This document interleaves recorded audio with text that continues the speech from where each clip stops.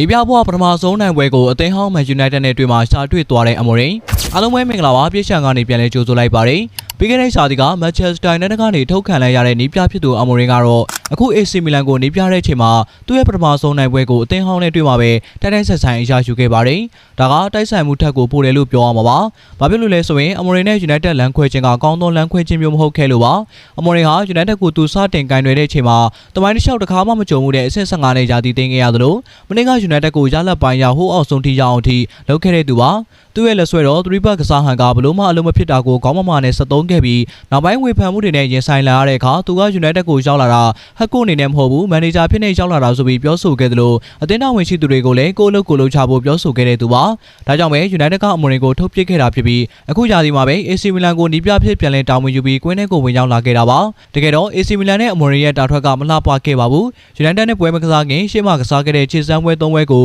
တပွဲမှနိုင်ပွဲမရရှိထားတာပါဒါကြောင့်ပဲသူ့အနေနဲ့ယူနိုက်တက်နဲ့ကစားမဲ့ပွဲကိုအနိုင်ရချင်ကြောင်းပွဲမစခင်တည်းကပြောဆိုခဲ့ပြီးပွဲကစားတဲ့ချိန်မှာလည်း၄ဂိုးနဲ့ဂိုးပြတ်နိုင်ရရှိအောင်စွမ်းဆောင်နိုင်ခဲ့ပါတယ်အမော်ရင်ကတော့သူ့အတွက် AC မီလန်နဲ့နီးပြဘွားပထမဆုံးနိုင်ပွဲကိုအသင်းဟောင်းယူနိုက်တက်နဲ့တွေ့မှရရှိခဲ့တာကြောင့်မေးလို့မရမယ့်နိုင်ပွဲဖြစ်သွားမှသိကြပါတယ်ယူနိုက်တက်ကတော့နီးပြဟောင်းရဲ့အရှိမရှက်တကွဲရှုံးနေခဲ့တယ်လို့ပဲပြောရမှာပါအားလုံးကိုကျေးဇူးတင်ပါတယ်ခင်ဗျာ